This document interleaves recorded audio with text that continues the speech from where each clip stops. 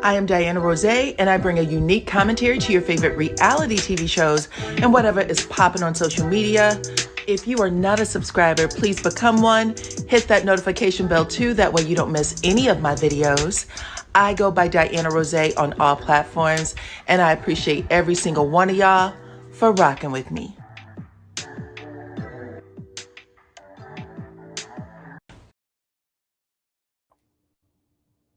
What's up, Supreme Team? Welcome to the channel. It's your girl, DYANAROZAY, and I'm here to bring you guys the latest, the premiere of the mid-season premiere of LAMH, Love and Marriage Huntsville. This is season 10, episode 17. Come on in. I'm surprised that they actually put season 10, episode 17, because sometimes when they come back from the break, they will say episode or season 11. You know what I'm saying? Something like that. Anyway, I took lots and lots of notes, okay? I took lots and lots of notes. I do want to say hello to my sister. What's up, Chica? This is my real sister. We got the same mama, same daddy, okay? I also want to say hello to my member. Good morning, Miss Peaches.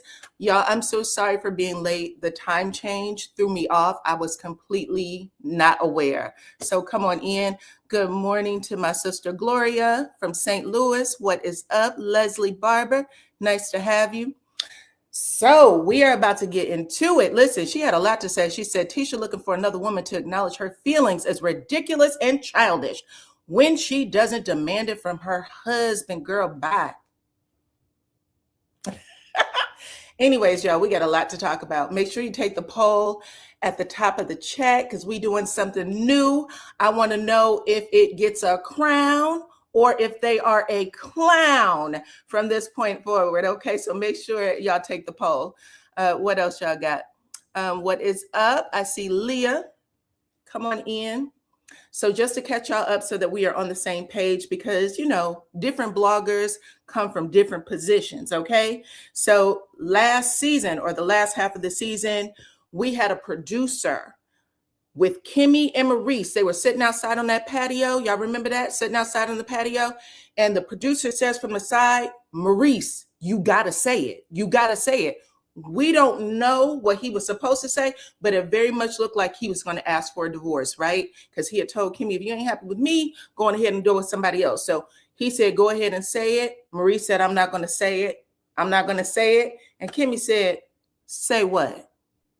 Say what, right? Because she was pissed. Let me put my sign back up here.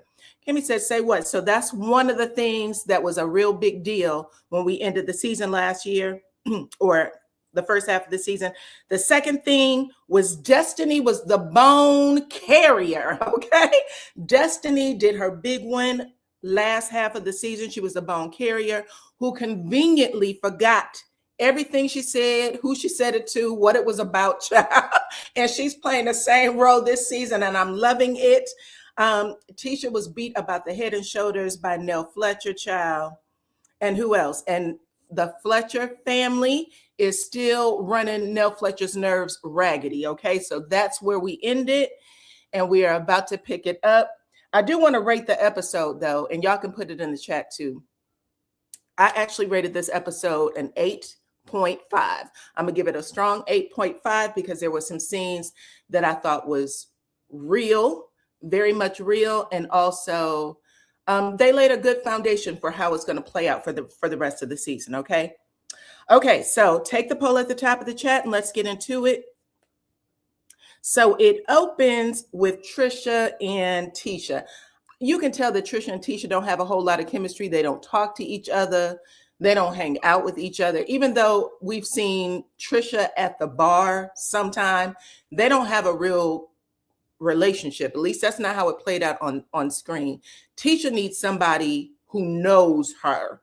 She needs somebody who knows her to talk to her. You know what I'm saying?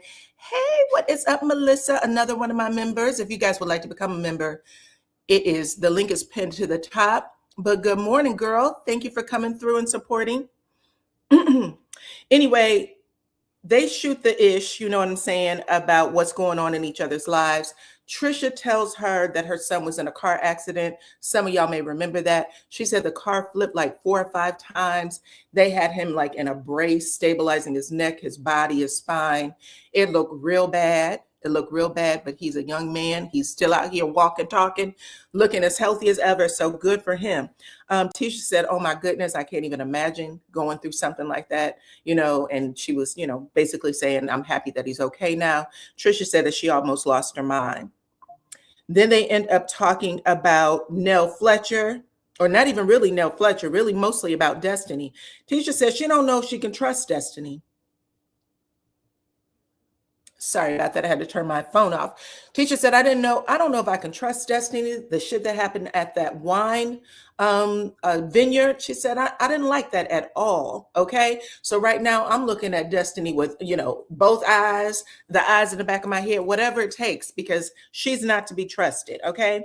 Trisha also lets Tisha know that her and Ken are rocky. That's how she said it. And then she ends up telling her that they don't even live in the same house. Okay. She said they're rocky. And she said it was mostly because social media has been breaking them down. Okay. Trisha said something like he was getting messages from I guess, people who follow them saying that she was outside with some man. Right.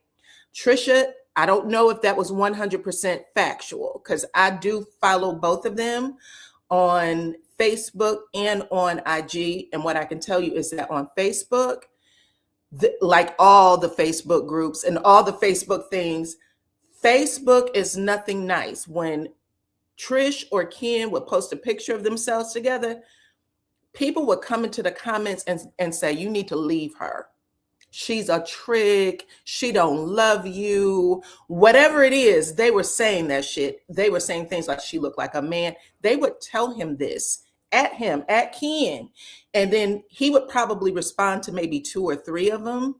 And then he'll just be like, I'm not fooling with y'all. But he would argue with them back and forth in the chat for a little bit.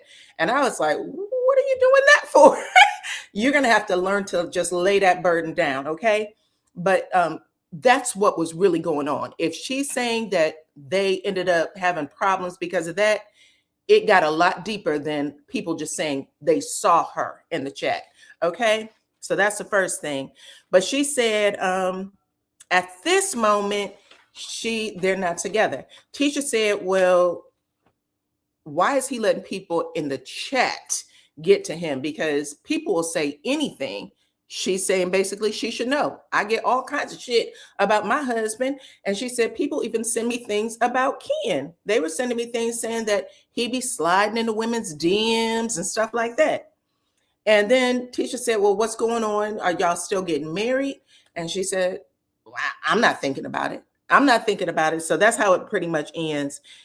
Trisha said that Ken lives with Will the barber at the moment. And so she said that there's just nothing else going on. I believe Destiny's turnaround.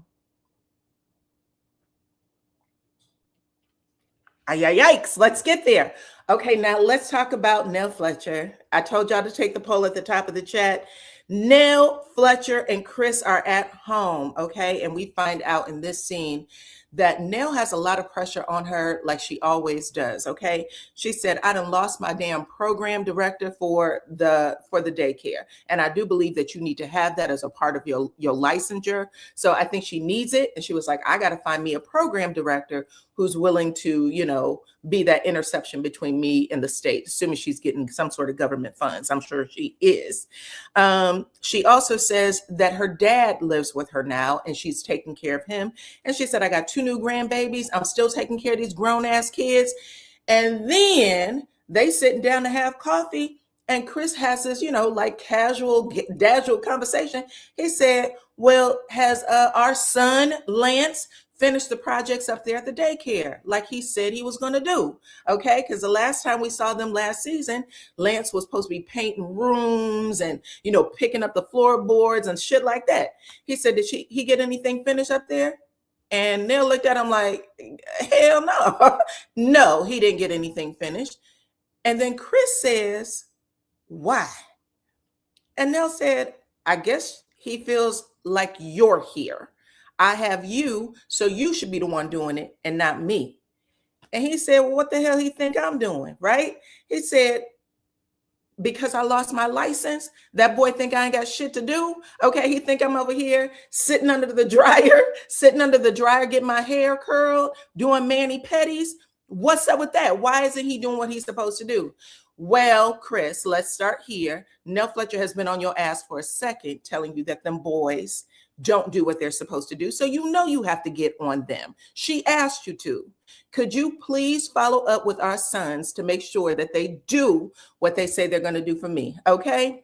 You said Lance is calling Chris lazy. According to Chris, Lance believes that Chris has all the time in the world because he has gotten his real estate license snatched. I think he was both a broker and had a real estate license. Okay. Thank you. Thank you. So he said, is he trying to say that because I'm home, that I should be doing it as opposed to him keeping up the commitment he told you he was going to do? And Nell said, well, does he even know that you lost your real estate license? And he said, yeah, he know. And she was like, well, if we're going to talk about it, baby, then let's talk about it all. Okay. Because, I don't even care about that part. I want to know what's next when it comes to you and this job, okay? Nell Fletcher said there was a big chunk of money that is leaving this household now that you don't have your license. And Chris ends up saying, and y'all remember, Chris ended up, he lost his license because they said he did something that was against the law, right? Apparently he was helping someone with a favor, not following the rules. Maybe it had to do with earnest money or some shit like that. Anyway, Chris said, don't worry. I got a lawyer. He's taking care of it. But until we figure out what, the board is going to say, I can't even talk about it for real. But he said it could be 1 to 2 years before they reinstate him. And Nell Fletcher threw her hands up. She said, I don't have 1 or 2 years. I don't know what you're talking about, but I cannot hold it down by myself for 1 or 2 years. I'm taking care of too much, okay? And then she said, she started going into it. Like you could see the wheels spinning in her head. She said, I'm on overload with everybody else's responsibilities, okay? I got the kids, I got my dad, I got the grandkids, and now I'm carrying your big grown ass too. What is up with that? And Chris was just sitting there. I hate to do this to you, Chris, but Chris was just sitting there like he was trying to talk to her with his eyes. You could tell like maybe Nell was giving too much for him. He wanted her to pull it back a little bit, but Nell Fletcher said, too late. I'm revved up. I'm saying what I want to say, okay? Anyway, Nell said, why are you so cool, calm, and collected? Do you fucking care?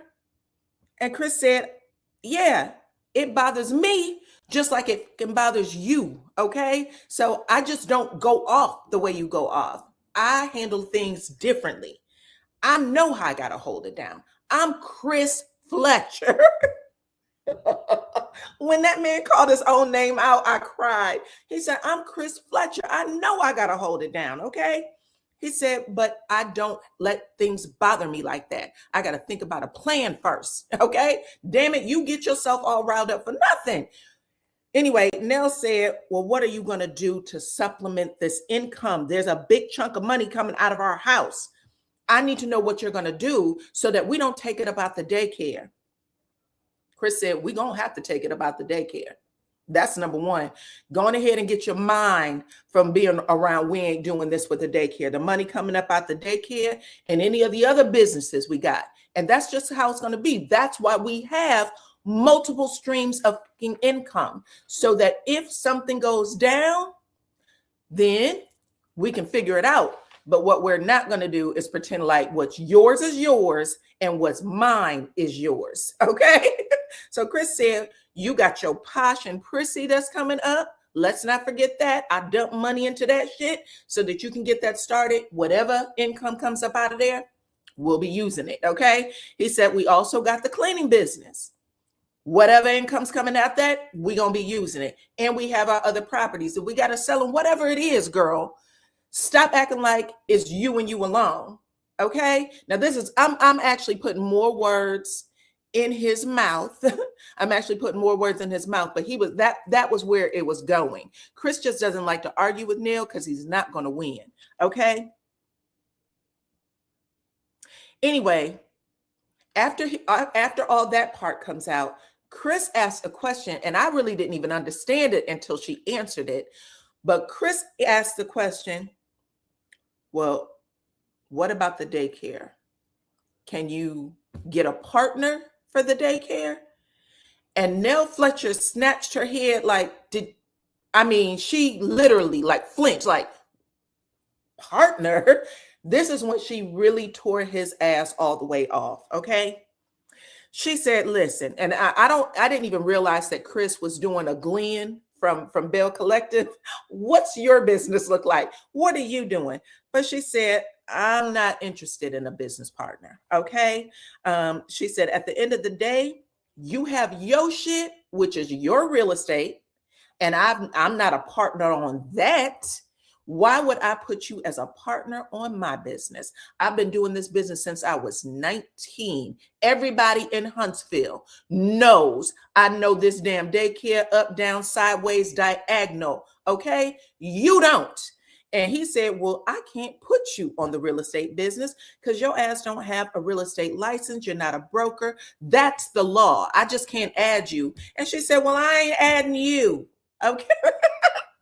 I'm sorry. She said, I ain't adding you. Okay.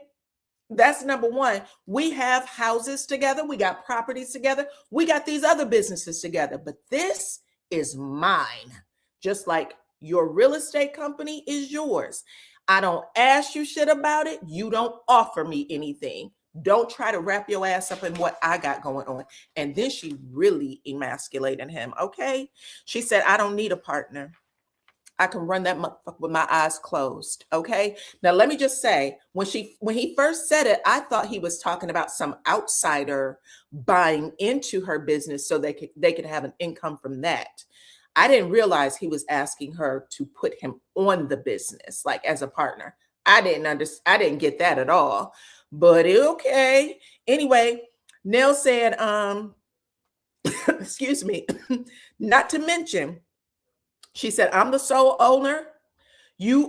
I'm the sole owner of this business, and you're already on my payroll, is what this woman says. She said, you already on my payroll. I already cut a check for you at my business. Excuse me. Because she said, and your ass is out here bragging about that with Martell. Okay. Talking about you was at the Piggly Wiggly picking up snacks and shit for the kids. She said, I think you do enough up there. I think you do enough up there. It's not that you don't help me. You do. It's not that you don't earn that money I give you. You do. But I don't want you all up and through my business. That's where I go. That's my piece of me. Okay. She was not playing. When I tell y'all his eyes watered up, he had tears in his eyes. His hands was on his face like, damn, I can't say anything to you. I can't say anything to you. He goes into confessional. They must have said, how do you feel about your wife saying X, Y, and Z? X, Y, and Z. He says she's under a lot of pressure, and sometimes she doesn't see what I put in, but I put in a lot, and I don't fault her for it. Baby, when I tell y'all, Nell took that man, picked him up, shook him, drug him through the dirt, picked him back up, shook him, threw him on the couch. Then if that wasn't enough, he said, after she said, I have you on the payroll, his eyes twinkled just a bit. Like you could see him go, what did you say that for? We already got this fucking issue. Now you're going to put me in a situation where the IRS comes in to investigate me? Like you could tell he was like, girl, you don't know when to pipe down. Pipe down, okay? Anyway, when Nell recognizes that his eyes was like, they're not cutting this out, she starts crying, okay? I'm just overloaded. I don't know what to do, okay? Chris comes over. He starts hugging her. What do you need me to do? What can I do to help? I need a nurse, I need a nanny, and I need a program director. If you can help with those three things, a nanny, a nurse, and a program director. I said, well, I know you need a program director for your business, for the daycare. I know you need a nurse for your father if you're gone all day and nobody else is there to help. But what the fuck you need a nanny for? Are you also buying a nanny for the kids? For your sons? Anyway, she ends up repeating that a couple of times. And then she gets up, runs into the kitchen. She starts crying and dabbing her eyes. And then you see Chris look into the kitchen at her. He rolls his eyes into the back of his head and plops back on the couch like he was dead. You know what I'm saying? Like, God damn, this is some bullshit, right? You can just see it. Yes, that is a lot. And you know, they were just bragging, if not 2 years ago, about how they were probably one of the wealthier ones on the show, probably behind Stormy. You know what I'm saying? How they had a whole lot of shit together. And now it looks like this is rocking their world in the worst way. She's going to have, there's a lot of money that has to go into taking care of your ailing parents. You know what I'm saying? She's going to miss work. There's a whole lot of stuff going on. And she has to count on them to help her if she's the only income, allegedly. I don't know what that cleaning business does, but if it does as much as he said it does, he should have had his ass at work instead of having that conversation, okay? What do y'all got to say? A lot, clearly. A lot. You said Chris should have had opening his mouth and stand up. Oh, you said Chris should have opened his mouth and stand up. He speaks up when he wants to be a partner. That's how my grandmother would do it. Okay. Anyway, so that was that scene. Now let's move on to Maurice and Kimmy. Take the poll because I want to know which couple gave the most in this episode, baby. Who is the crown? Who's going to wear the crown and who's going to wear the clown? That's what I want to know. So Maurice and Kimmy are at home. I don't know if y'all have been paying attention. A lot of people have been saying that Kimmy got kicked out of her house and blah, blah, blah. They show that same damn house in the opening of the scene. The same one we've been watching. The same one she had that little dog running around the front yard in, her emotional support dog. That one. They left the house so that she can get that glass door that leads out to their patio. I think there was a renovation and that was part of it. Okay. So anyway, they're outside and they shoot the shit for 2 seconds about, Monster Jr. because Maurice is a real monster. Monster Jr. going to college and what is it going to be like empty nesting? And because we're going to be here by ourselves, are you even going to like me? Because this is where the real fun and work begins, sir. Okay. And when they go into their confessional, producers asked them, how things going with therapy? And Kimmy said, we still in it and we gonna be in it for a fucking long time. Okay. Because if this shit's gonna work, we're gonna be in this therapy session for a long time. Now, while she's saying that, Maurice is on the side and his face is completely frozen. He's like, oh, it's working. You know what I'm saying? But he's not, he's being completely facetious in how he's handling himself. You can tell that he's just saying whatever. And Kimmy's not saying anything that's too, I don't know, encouraging either. Once you get to this stage and you're like, bitch, if this is going to work, we're going to be in it for a long time. It's because the next step is divorce. Okay. So I'm going to put that out there because I know that Kimmy's been getting a whole lot.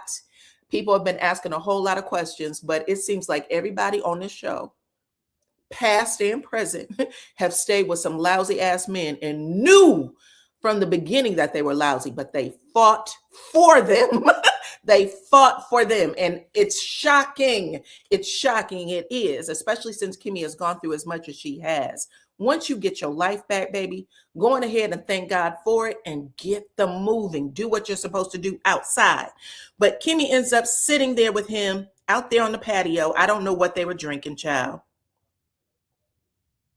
And Kimmy said, I've had time to process the conversation. That's how she starts it. I've had time to process that conversation where you said you want me to be happy even if it means I'm with somebody else. And Maurice goes, when did I say that? Maurice gaslit the shit out of her this entire scene. Maurice was disgusting.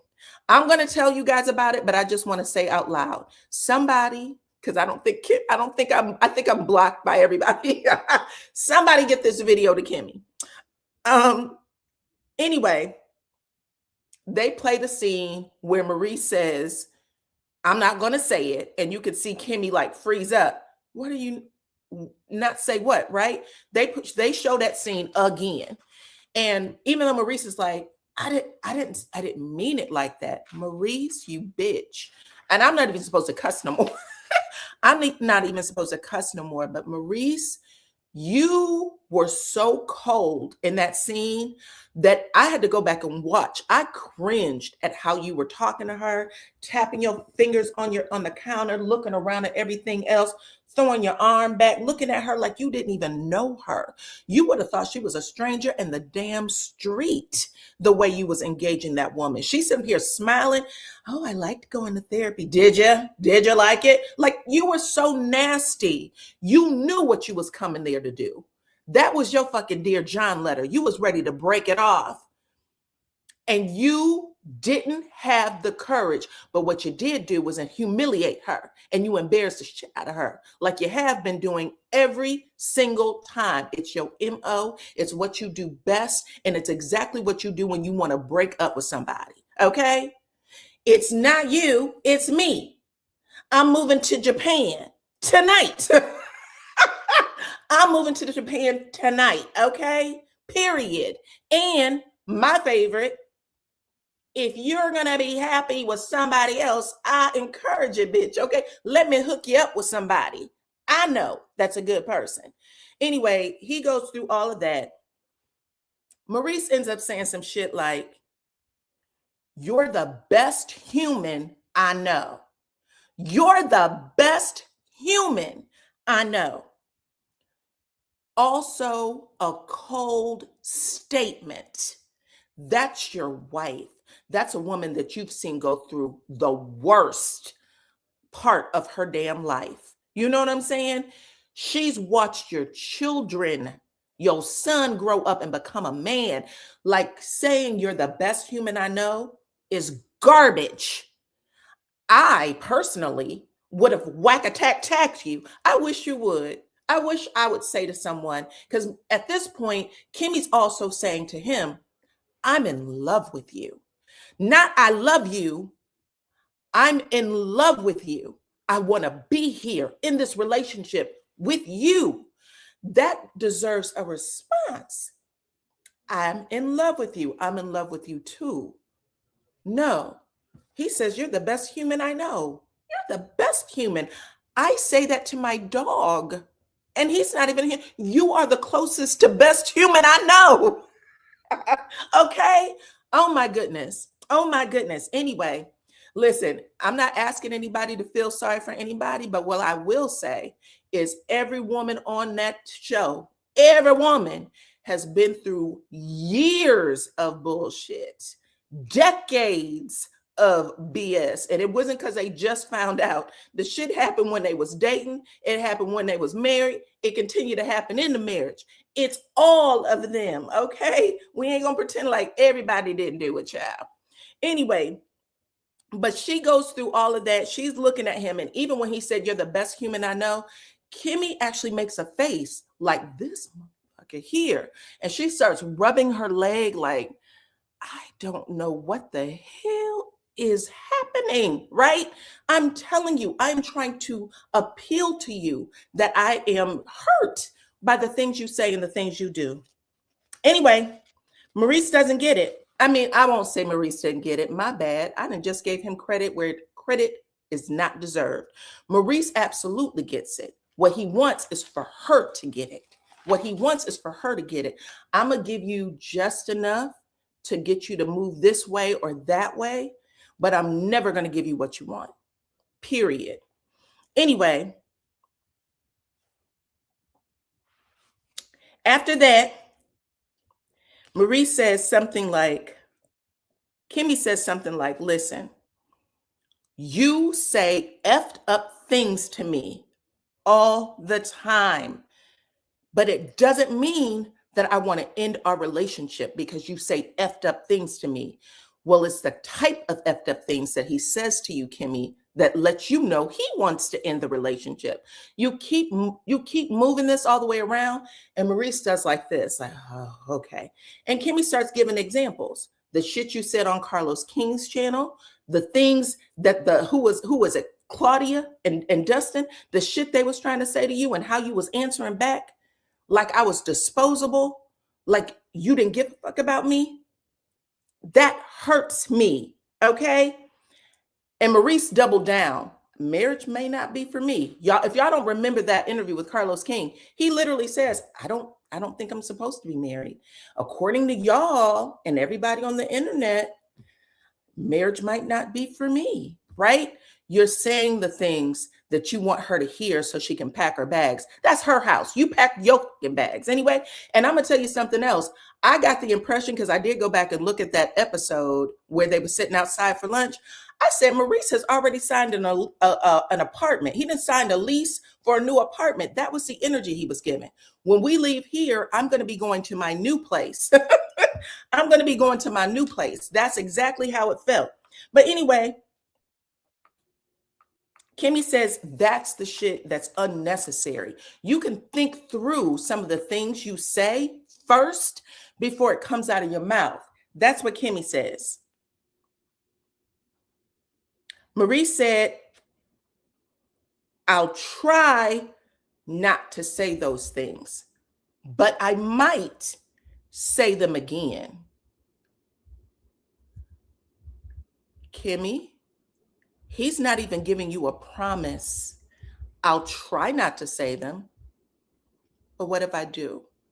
What if I do? Are you telling me? He actually says this. Are you telling me I'm not supposed to? I can't talk. I can't share my feelings. Is that what you're saying? She said, what I'm asking you to do is to be thoughtful when it comes to me, to be respectful when it comes to me. I'm thoughtful when it comes to you. Would you not say that I handle you in a way that's respectful and thoughtful? Absolutely. You're the most thoughtful person I know. And she said, then why can't I get the same reciprocity, bitch? Why can't you do it for me?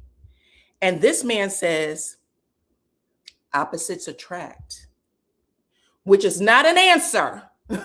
He says opposites attract. And what you're failing to understand is that he wasn't actually saying that as a joke. He was saying it as his intention. He meant it. Cool. That's who you are. That's not who I am. And I don't like it here. I don't want to be here anymore. Okay. But he says that. And Kimmy looks at him like, is that a joke? And then she laughs. I should throw something at you. That's not funny. And he went, but you laughed though. That didn't break the ice. If you say that to me, and she literally says, I only said it because I don't want to bust you in your head.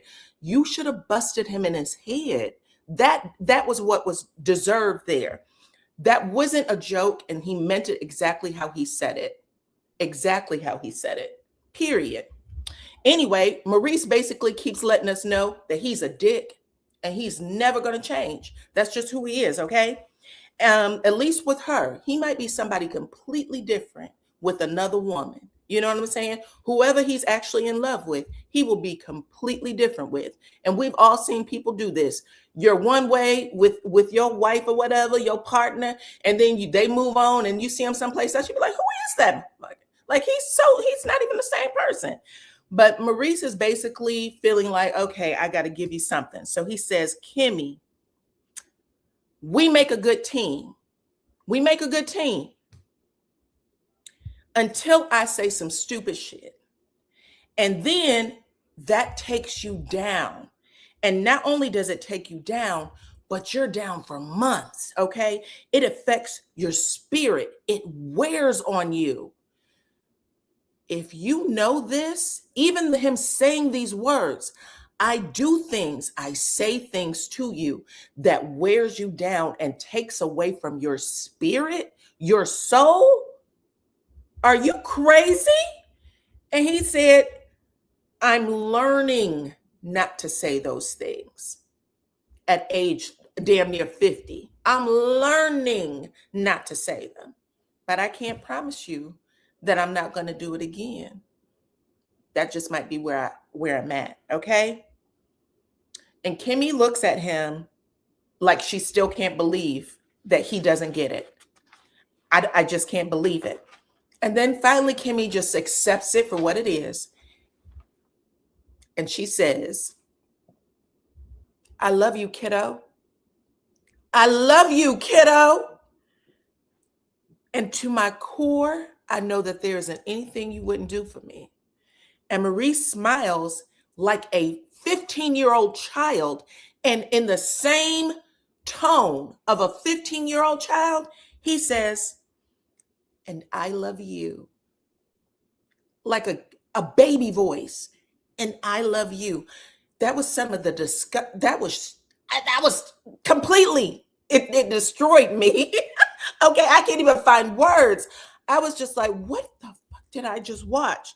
Anyways, that's not what a man does when he wants to prove himself to you. Okay, take a lesson from Chris Fletcher, child. Nell Fletcher handed Chris his entire ass. Okay, and he got up and said, what can I do? What can I do to help? You should have gotten your ass off of that couch, Maurice. You should have went over and sat down beside her. You would have put your arms around her. You would have said, I ain't going nowhere, and neither are you, okay? I love you, period. We've been through too fucking much. That's what you say when somebody is doubtful about this relationship. You put their mind at ease. What can I do to make you understand that this is where I want to be? Period. I don't give a fuck. You can say whatever you want to say, but I'll be right here. Okay, later on. If y'all have been watching Beyond the Gates, who is it? Y'all know the matriarch of the family. She's going through cancer, right? And she told her husband, she said, Vernon, get the hell out. Okay. She was so upset. She was going through her treatments and stuff. She was so upset because he wasn't paying attention to her the way he used to, because he used to couldn't keep his hands off of her and stuff. And then all of a sudden, when she got sick, all he wants to do is be her caregiver. And she needs him to see her as a woman. You know what I'm saying? So all of a sudden she said, Vernon, get the hell out and don't come back. Okay. Just go. I need time alone. And Vernon looked like somebody shot him in the chest with an arrow. And then he gathered himself. He said, I'll go, but I'm coming back. I'm coming back and I'm resuming my role as your husband and your caregiver and whatever else you need me for. Don't think because you said that shit and it did hurt my feelings that I'm not going to be here no more. Okay? I'll see you in an hour. And that's exactly how you handle things in real life with somebody that loves you and wants the best for you. And I know Kimmy is going through this bullshit and she's going through counseling. And I don't even know if counseling actually will tell you, why don't y'all just split up? Because I ain't never seen no shit like this before. I'm hoping that the counselors will tell y'all that. But this is the last leg. This is your last step. Going ahead and go through this process so you can unravel whatever it is in your mind. That man isn't for you. He does not like you. He didn't want to be with you when you found out you had cancer. He was acting a nut then. Okay. So that's my thought. And I'm on the outside looking in, granted, but that man is nothing. He's nothing nice. He's no good. Okay. Anyway, release him. Okay. What's that song on TikTok? 1, 2, 3, release him. Okay. Release him. Get him out. Let's see. They didn't have real counseling on TV, child. They had one session. I don't think we're going to see any more of those sessions if we're lucky. Maurice is lazy and he dictates everything with Kimmy and their businesses. He tells her what to do. Maurice got to go. Maurice is a horrible individual. He has a mama. He has a daddy. I've seen him treat other people in the street better.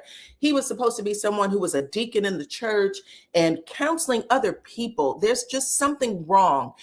And it's simply that he doesn't like her. He doesn't like her. Okay. Anyway, let's move on to Destiny and her father. Oh, hold on. Let me get the poll up since I did ask y'all to take the poll. Hold on.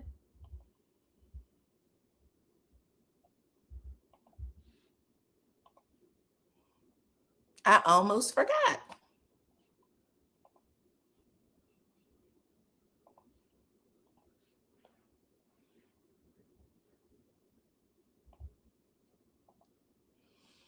Okay, crown or clown? Which couple had the best scene discussing their marriage problems this episode?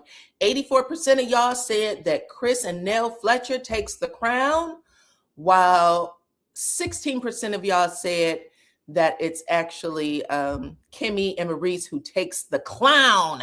They are the clowns of the episode. That's unfortunate. That's unfortunate, but it is what it is, child. We're just having a little bit of fun. Just having a little bit of fun. Okay. Let me see. You said I'm going to say neither. That's okay. Kimmy too smart for this, and the last time we tried to fight for her, she said that we were attacking her. We ain't here to fight, baby. We here to talk. We here to talk about them. You ain't got to go over there and fight for those fools. Let them be, okay? I'm not watching the show. You just love the reviews. Well, thank you, thank you, thank you. Now let's talk about Destiny and her daddy. Her daddy, I think his name is Donnie. And Miss Pauline, who is Destiny's godmother. Woo! Let me tell you something about Miss Destiny, okay? I know that Destiny has had a hard road on this show, a hard road, right?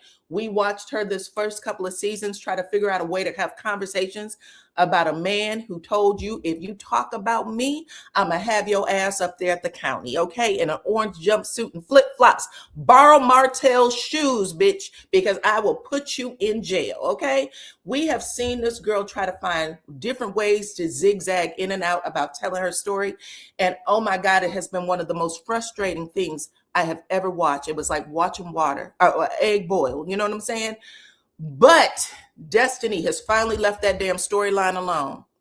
And here she is talking to us about her family, her mama, her daddy. And when I tell y'all, this may have been the first time I've ever heard Destiny talk straight, like a straight line, not this way, that way. Well, she makes everything cute and colorful. Today or last night's episode, all that girl did was say, my mama's a drug addict, okay? This is how many siblings I have. Daddy, do you want to come with me to Detroit? She was popping it off. And even when her daddy tried to make it cute, she said, you mean when this happened? Like, just get it the fuck out. I was like, Jesus, my heart. Okay, girl, I'm here. I'm with you. It actually allowed us to see a different side or some inner workings with Destiny. But she comes into the bingo hall where her daddy and I'm assuming this is her dad's girlfriend. Her name is Pauline, and Destiny called her godmother. And so she says that she's found her half siblings. Her mama has had 8 children. Destiny and her brother were of her mother's children. Then she grew up with her older brother, but they didn't share the same father, right? But she said, I found my other half siblings in Detroit. And I guess some of them, I don't think she's ever seen them before. She ends up finding them, and they've been talking to each other in this group text. And she says, I'm the oldest of all of them. So after Destiny had gotten taken away, her and her brother, her mother went on to have more children, right? Her mother's name is Rhonda Jo. And her brother's name is Terrell. We know Destiny lost her brother. And Destiny said, from the time I was 5 years old, she said, I remember the people coming to get me, and I wasn't able to see my mama no more, right? And she said, in the car ride at 5 years old, she's driving past, the dope house, basically, and she sees her mother coming out of there, and she's screaming, mama, you're going to come get us? And that is like a trauma that's still in her head, but they're taking her to the next location. They took her and put her in a foster home, and then it looks like her grandmother, her mother's mother, came and got them. So her and the brother went back to live with her grandmother in Detroit, right? And she said that her and her brother were the only children that her mother got to keep. She said, my mother had 6 additional children, and all of them were taken from her after birth, put into foster care and then adopted after that, which is huge, right? Destiny said that a lot of her addiction, she believes, got worse because of the pain of losing her children. So her dad is like in shock. He's like listening to her and he's letting her get it out. But he actually says to Destiny, I can't believe that Rhonda Jo got herself caught up on that stuff. Okay. He said, I can't believe she got herself caught up on that stuff because she used to snatch my whiskey and my beer out of my hands and pour it down the damn toilet. That's how anti everything she was. Hell, she was such a upstanding Christian woman. We can do nothing. I used to have to sneak out. That's why I didn't meet you until I was like 7 years, until you was like 7, right? Anyway, Destiny said that, look, they started showing baby pictures of Destiny when she was a kid. Destiny's head was the same size as a kid as it is right now. She had the biggest head as a baby. I was like, oh my God, it was actually cute. She looked actually the same. Anyway, Destiny said, my dad, she said, breaking up from her brother, being split up from her brother because her brother ended up staying in Detroit with the grandmother. But she said breaking off or splitting up with her brother was one of the hardest things that had happened to her. She was like, that's my sibling. That was my ace. That's the only person I knew in life, right? Because that's your older brother. He did everything for me. He taught me how to tie my shoes. Whatever these memories are that Destiny has in her head of her brother, you know what I'm saying? And she said that when my dad came to get me from my grandmother, he also tried to take my brother, even though that's not his son. He wanted to take both of us back to Huntsville with him. And she said my grandmother wouldn't let him. She said, you're not the father, so you don't get to take him. You can take Destiny. I can't do anything about that, right? So that's unfortunate. But she said that that still breaks her. That's still a pain for her right now. And listen, Destiny, again, she was just telling this story as clear as a bell. I swear to y'all. And y'all know how Destiny talks. Anyway, Destiny said that her other siblings, the other 6, have never seen their mother in person. And so she was sending them pictures of her mother or their mother from, her stash. Like, this is us here. This is us here. And she said that she's going to go back to Detroit to meet them and to meet with Rhonda Jo. But she said Rhonda Jo is under the impression that the other siblings are going to come along. And she said it's going to be heartbreaking for her because the other siblings don't want to see her. They don't want to see her. They don't want to have nothing to do with her for now, right? So Destiny said this is going to be real intense. And she asked her dad, do you want to come with me, to see Rhonda Jo? And her dad said, maybe next time, not this one. Not this one, okay? He said, I want to keep my memories of Rhonda, of who she used to be. I don't want to see her in the condition that she's in now. Anyway, it was a deep ass story. Destiny said that her relationship with her mother is real rough. She said that it's been about 4 years since she's laid eyes on her personally, and that was at her grandfather's funeral. But she said, she's tried. She's been in and out of rehab. And she said when she actually told her, I guess many years ago, that she had found the first set of the siblings, she said, my mom went to rehab. She wanted to get herself clean so that she can meet up with her children again. But it sounds like she might be out there again too. Anyway, that's how the scene ended. It was a good scene. I'm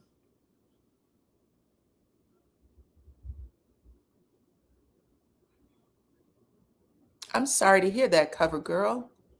Wow. Anyway, after that, we get a scene with Martell for the first time. Y'all know they barely showed him in the in the previews, but here he is.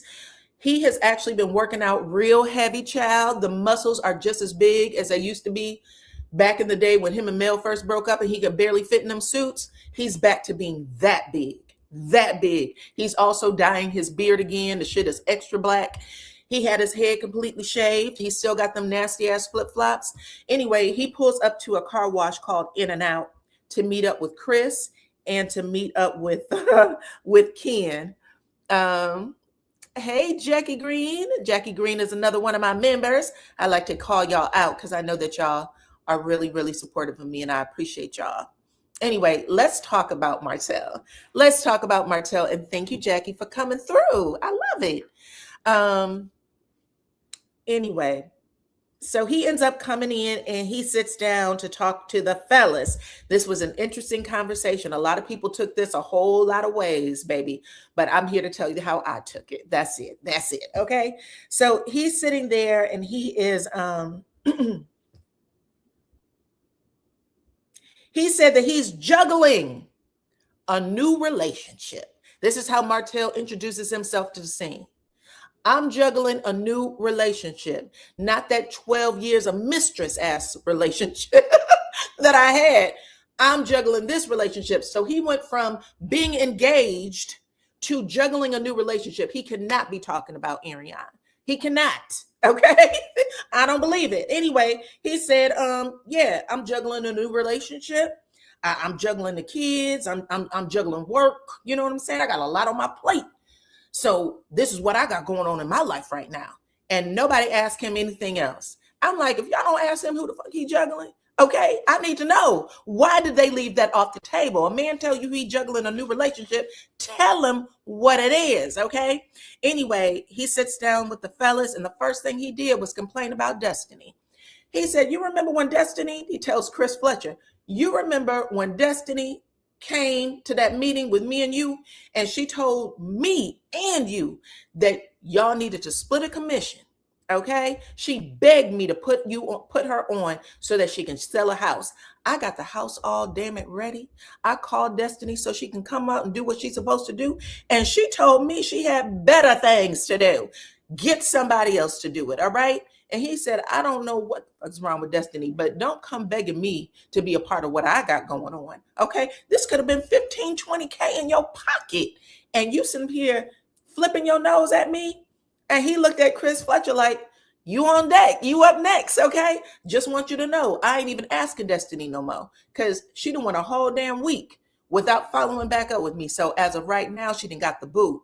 That's how Martell says it. That's how he starts off. Martell acting like he on his grown man in this scene, okay? He's trying to steal his thunder back from everybody else. He's trying to take his scenes back, baby. I don't give a damn if I have to have a fake relationship. I'm gonna do what them girls over there at RHOA do. I'm gonna buy me a girl, okay? I'm gonna buy me a relationship to be on this show. Anyway, he tells Chris that, and Chris says, well, I wish I could help, but I lost my real estate license. Okay. So he ends up saying that. He said, I can't do nothing with it either. So now Martell makes a face like, what is going on, right? Even though I know he heard about it. I think Ken says, my God, okay, my God, today, what went down with you where you would lose your real estate license? Now, Chris, just in the scene before when you were with your wife, you said you weren't allowed to talk about it because you have lawyers on and you didn't want to cause no problems. But in this scene, you said a whole lot. You shouldn't have said it. Anyway, Chris said that he tried to look out for somebody else. That's an admission of guilt, boo. You shouldn't have said that. I don't care if your license, if you're trying to fight for it back now, you still shouldn't have said it. He says, I tried to look out for somebody else, and they basically reported his ass to them folks down there at the state. Okay. And he said, truth is, it was a setup. I think somebody set me up. Woo, boy. Anyway, I was shocked that he went that far, but he did say that. Martell said, how you gonna feed your family?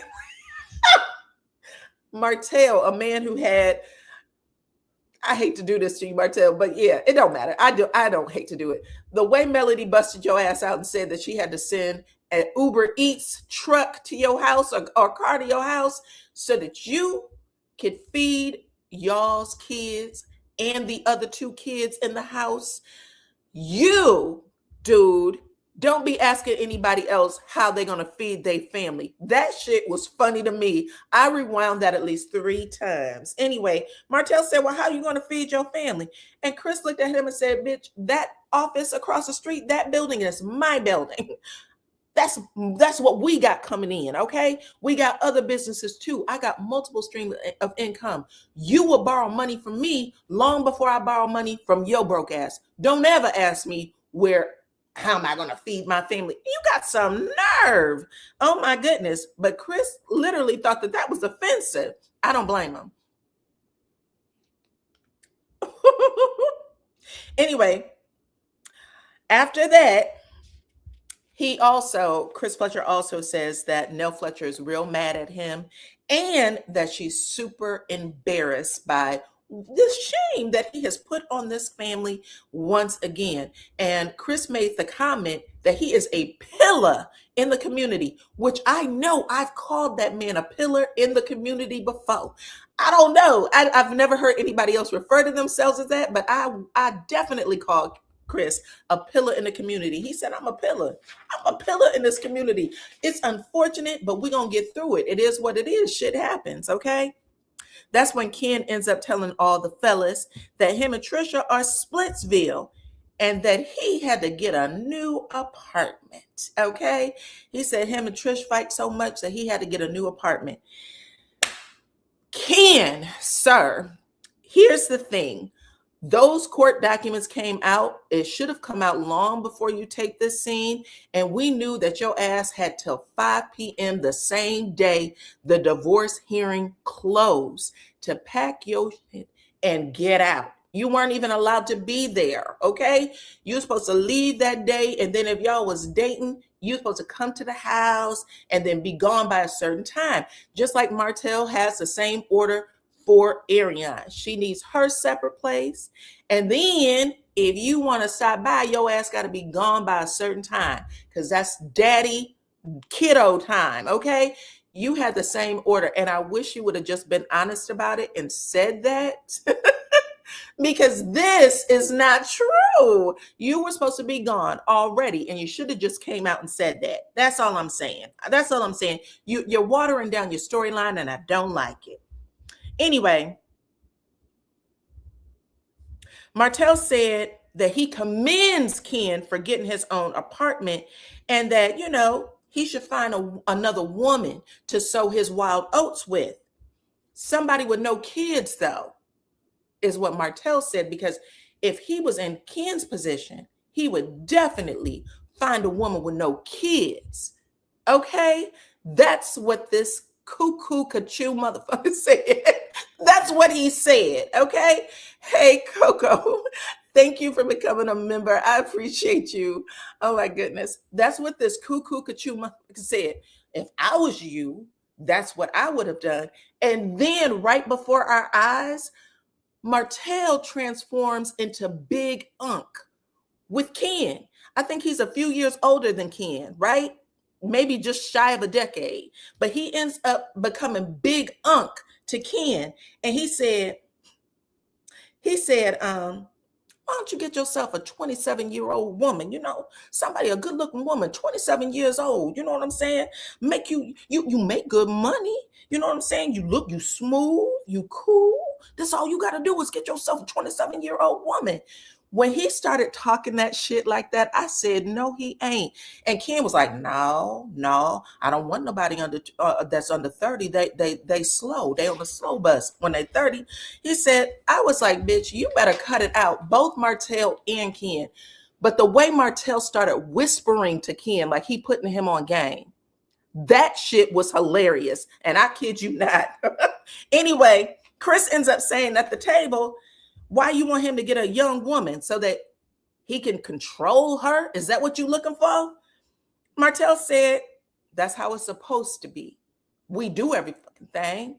We take care of them. We feed them. We put money in their pocket. They don't have to do shit.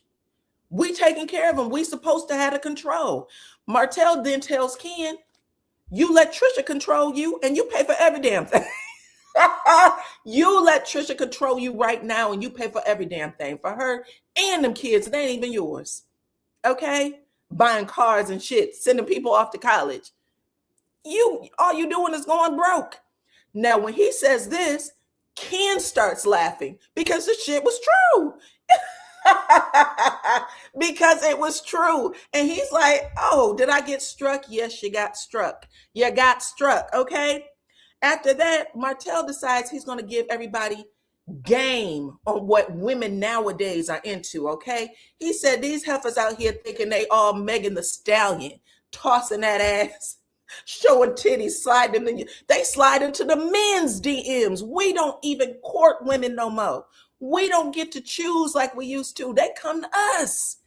That was hilarious. He said, but they still expect us to pay for every damn thing. Okay? They choosing us so that we can pay for every damn thing. He's still yapping and dapping. They all sitting there like, we're going to stay smooth out of this conversation, Martell. You done lost your mind.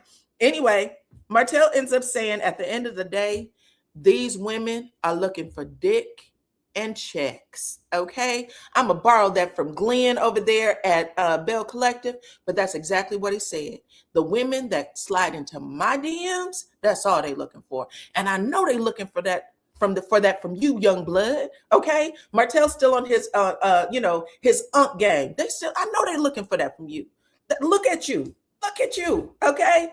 Ken just starts laughing. He go, yeah, that's exactly what they do. They slide into the DMs asking me for shit, right? I was like, oh my God. And this is after we know all there is to know. And I don't doubt it because I told y'all the other day, those women be living, they leave some crazy thirst traps over there in Ken's shit. Sometimes I'm like, are y'all shamed at all? Nobody shamed, okay? Hey, what's up, everybody? Come on in. Welcome, and thank you. I appreciate y'all. Thank you. Anyway, after he thought he was laying game on Ken and told him he needed to keep his change in his pockets and find him a woman with no kids, he sat back and said, shit, I need to be giving that advice to myself. I'm in the same boat as you. Well, not quite, because you have 5 mouths to feed, sir. So Ken is child-free. The kids he take it on voluntarily. You got 5 kids you gotta feed. So anyway, after all of that, they close the scene when he realizes, who am I? Who am I to be giving advice? Yes, who are you to be giving advice? But it was funny as hell to me. Okay, come on in, everybody. I appreciate y'all. 400 and something, 440. Hit the like button, share the video, become a subscriber if you are not already. I appreciate you guys for coming through. Anyway, now let's talk about Tisha, Kimmy, and Destiny. Holy camole, 7 mouths to feed. Let's talk about these rumors in another video, okay? I need to hear what y'all be talking about because everybody keeps saying, wait till Destiny drops the secret. The secret on what? Marceau has been a dealer, an addict, alcoholic. He has Tisha sleeping with Tisha's cousin, sleeping with the hairdresser, got a bastard son someplace. Is there another secret that we can take? Does he eat brains with fava beans? Tell me, I don't know. Oh my goodness. Every time I turn around, everybody keeps saying there's another secret that's supposed to come out about Marceau. Baby, keep them damn secrets. We got so many secrets. We don't need no more. We're done. We're done. Okay. But listen, Kimmy and Tisha first meet up for Taco Tuesday, and they are talking shop, business stuff like that. Anyway, Tisha ends up telling Kimmy, oh, we got the house built finally, and we're going to do this, we're going to do that. And she said, I've been meeting with people so that I can hire somebody to do the residential side of my real estate office. I think Tisha's a broker as well, of my real estate office. And Kimmy goes, the real estate side? Because Kimmy's like, bitch, you know I have a real estate license. So y'all been preaching family to me since the day I stepped up in this motherfucker. And now you're telling me that you're going to get somebody else when you know I possess that license, Tisha? That's what she was saying, but she tried to keep it cute. But that's exactly what she was saying, right? And Tisha got big-eyed like shit. And she went, Well, I well, I somebody in because they I'm too busy to show people because that's all I wanted to do is just show the residents that I'm too big for that. I brought somebody in to show the properties, and Kimmy went, Well, I'm glad you did, okay? Because Kimmy knows she's lying out the side of her neck. Kimmy knows she was lying. Tisha, you were lying. You let that shit slip. You have no desire to bring Kimmy in on your stuff. That's what happened there, okay? Anyway, while they're politely acting like they like each other, because they don't. That's when Destiny comes in. And when Destiny comes in, they end up showing the long view of Destiny walking down the sidewalk. And you see Destiny's bow legs just a moving, okay? I'm like, why did y'all zero in on those bow legs? That shit was funny. But Destiny comes walking in, she's brick housed up just like Tisha. Tisha, oh my goodness, girl. Tisha makes sure that them cameras catch her from every angle. When Tisha was standing up, she had on this little tangerine halter with these tangerine pants. Both her and Kimmy look cute. I'm not gonna lie, they look cute. But when the camera panned Tisha and you saw Tisha from the side, I went, does Tisha have it in her contract? Does Tisha have it in her contract that she must be seen? I need the people to see what I'm working with every damn week. Okay, she lives to show off this damn body. Not that the body is a problem. The body is body yaddy yaddying. It's just I've never seen her get these many angles before. That cameraman, whoever he is, loves her because he finds a way to shoot up, to shoot down, to shoot from the side. I'm like, good grief, give us a break. But she comes in her little cute tangerine number. You can tell that she had a professional makeup artist, hair, everything, right? Same for Kimmy. Same deal. Both of them look cute. They came in, did they talk? Destiny comes in her little two-piece number, child. Also double cheeked up, child. And she sits down. And the second Destiny sits down, she takes a sigh like, I don't know what I'm about to encounter with you hoes, but I know it's going to be something, okay? And she tries to be polite. Hey, y'all. How are you? But it was also one of those draining noises, like I'm about to give it to y'all just like I get it because I'm not in the mood. You know what I'm saying? That's exactly what it was giving from the very beginning, from the second she sat down. And Tisha gave Destiny a look like this. You know how somebody stares at you with a smirk? Like, bitch, we can get it on if you want to get it on. That's exactly, they're fighting with each other before they even really talk good. They're going to start off being cordial, but they are fighting each other with their eyes. They're giving each other looks. They're giving each other smirks. They can feel the energy between each other. And Kimmy's like trying to, she's in the middle. Let's just put it that way. Kimmy's in the middle. Okay. So Tisha ends up saying something like, I think it was Kimmy. We haven't seen you since the 80s party. And then, of course, the wine, the vineyard. We know what happened at the vineyard. And Destiny was like, well, we were cool at the 80s party. So what do you mean? What are you talking about, the vineyard? And Tisha reminds her, Destiny, don't pretend like you don't remember how you was, taking up for Nell Fletcher. And Destiny just giving her a look like, I'm not doing this with you no more. I'm not doing this with you no more. Anyway, the margarita guy comes. Okay, the waiter comes. He drops a big ass margarita down for Tisha and Kimmy. He goes over to Destiny and said, Can I take your order? You want a margarita? Destiny said, not a margarita, maybe a shot for. And she does this shit like for this bitch because I'm not going to do it, okay? I'm going to need to relax my nerves so that I can stay calm. I'm just going to I want the shot. Let it hit my system quick because I'm about to lay your ass out, Tisha. That's Destiny's energy. Promise. Destiny was so straight and clear in this video.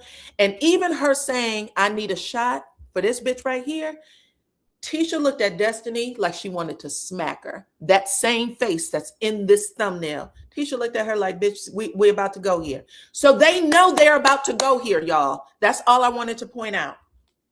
Kimmy says, Destiny, this energy, I hope you leave it at the bottom of that shot because we don't need this, okay? You were the problem. Then she said, and this shit never would have went down like this. You wouldn't have this problem with Tisha if you wouldn't have gotten out of the car and said the shit you said. So this is Kimmy not playing the middle, not being neutral, telling Destiny that's your fucking problem. You the one who brought us all this bullshit that Nell Fletcher was saying, and then you want to get in the car and act like it didn't happen. You should have never left the car. You should have stayed in there, took the heat, and worked things out with Tisha. And now that you're here, I'm going to expect you to get your shit right. This is what Kimmy's saying to Destiny. And Destiny took her hands and went like this, but she did it in a fighting position. I'm not lying to y'all. She started doing this. Okay. She started rubbing her hands together and she leaned in like, I'm not running from y'all. I just want you to know. Anyway, she says to Tisha, what's the problem, Tisha? Jog my memory, because I don't even remember what happened at the vineyard. And she said it is just that easy. I don't remember, so you're going to have to tell me. Tisha said, you were defending Nell. And she said, what did I say? What did I defend if I defended her? Tisha said, I don't remember. I don't remember. Destiny said, so you're going to hold me to the fire for some shit you don't even remember? Tisha, if you're going to have this back and forth with me that's going to last episode after episode after episode, the very least you can do is remember what the fuck I said. What do you want me to do?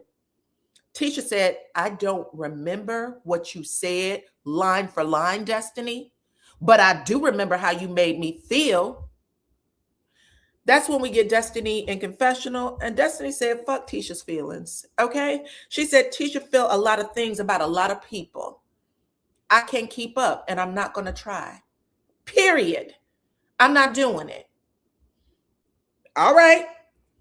Not to mention the fact Destiny said, I already apologized for that shit. I apologized to you at the winery. We're bringing up shit that's old news. I don't have space for this. I'm about to go meet my damn mama again in a couple of days. And you trying to throw this shit on me, girl, please. Not today. Give me another shot, please. Okay. Destiny was sitting there, but listen, even then she never took her hands from doing this. She kept wringing her hands just like this. Okay. Anyway, Destiny ends up saying, or Tisha ends up saying, Destiny, you know what? Let's drop it. Let's drop it. Because all you're going to do is leave here and take this back to somebody else and make me the bad guy. I don't have time for this. So Tisha thinks she's being the bigger person. I don't have time for this, bitch. And that's when Destiny said, I'm not taking back anything that happens at this table. If you got something to say to me, you say it. Okay? And I will address it here with both of you. Y'all don't scare me. I'm not running out of here and telling somebody this is what you did to me. Don't do that.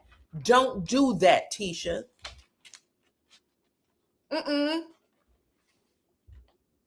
Tisha says, listen, I don't know if I can trust you right now. That's where we're going to start.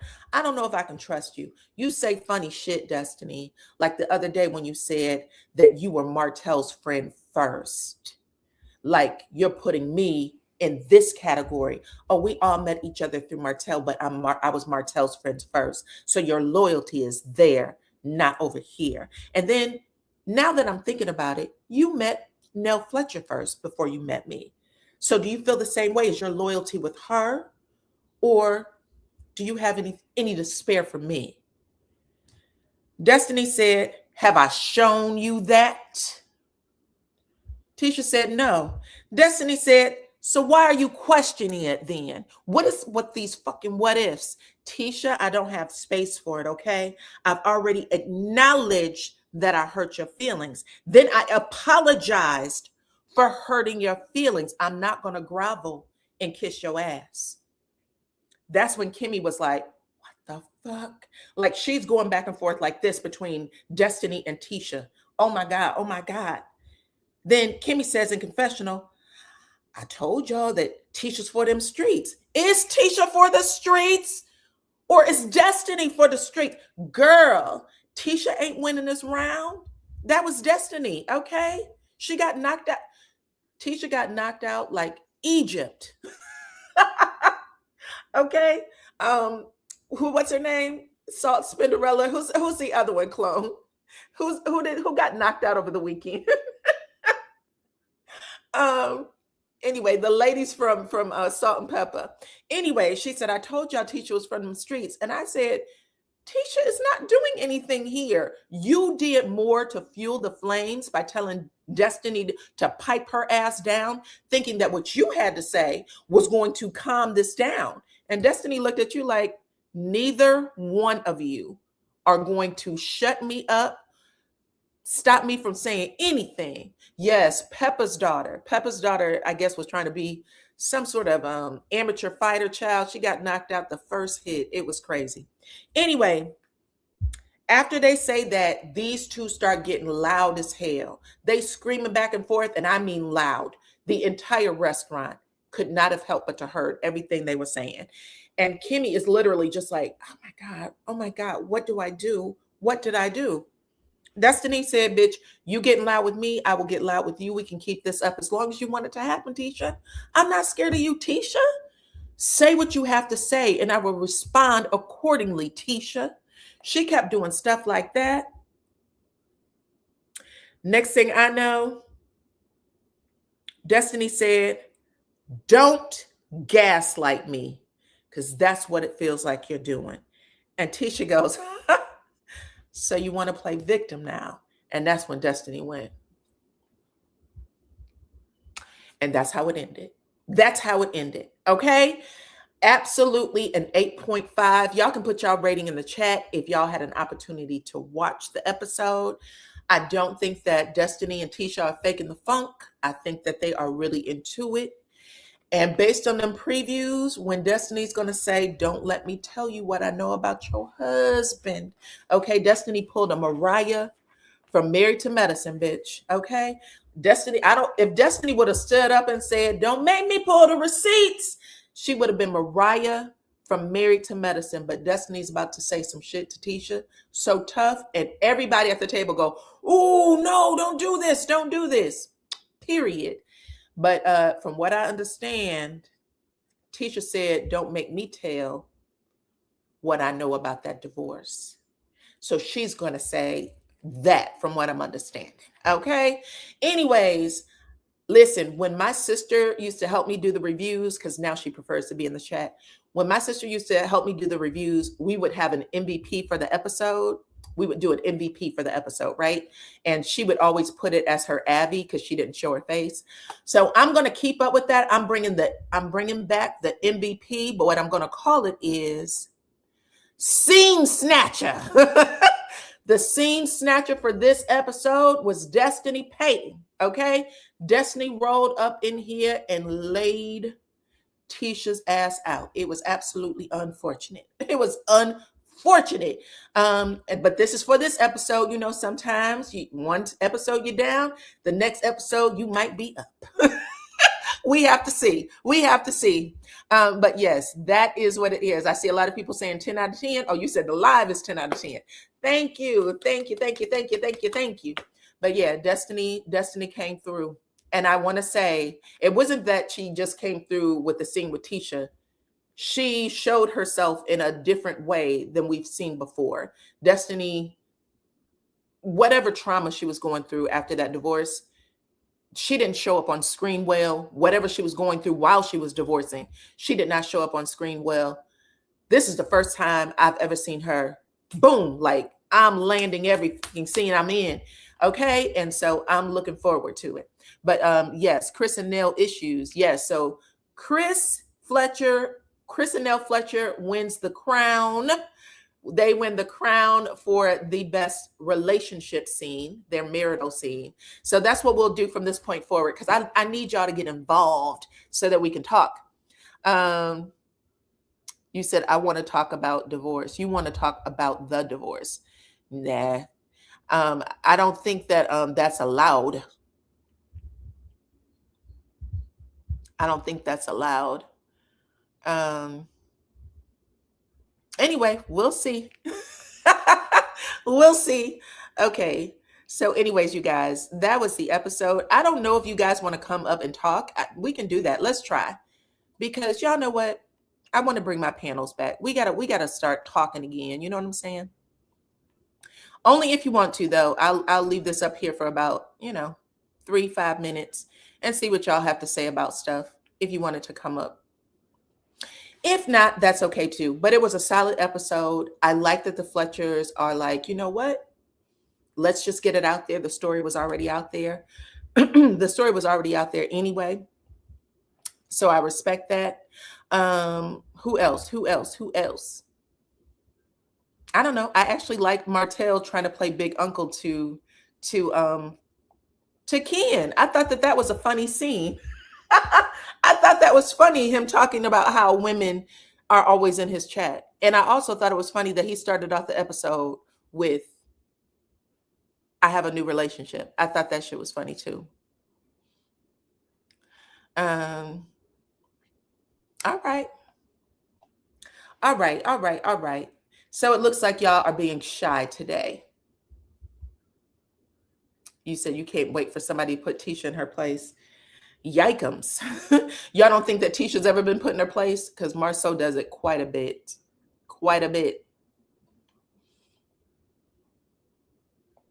Anyways, y'all, I appreciate you. Love you for coming over and supporting my channel. I really, really, really, really appreciate it. Y'all know that I was robbed by a complete and total lying-ass thief. But that's okay. The people that are here are supposed to be here, and I always appreciate that. You said that yours won't connect. Oh, I'm so sorry. I don't know what's going on. Drop it earlier. I'll try. Anyways, I have to say I appreciate all of y'all for coming over. Please hit the like button, share the video. Become a subscriber if you are not already, okay? What else? The show was a 10 out of 10. I really enjoyed it. Thank you for my new membership. I'm happy to have you a part of the family. Thank you to all of my members who came and joined the chat with me today. Y'all know I appreciate y'all. I wrote you a whole love letter yesterday. I hope you all got a chance to read it, because I do. I really appreciate you. Hit the like button, share the video. Follow me on all platforms at DYANAROZAY. I appreciate y'all for rocking with me. Yes. Please come back and hype me up. Thank you. And until the next time, you guys, bye-bye.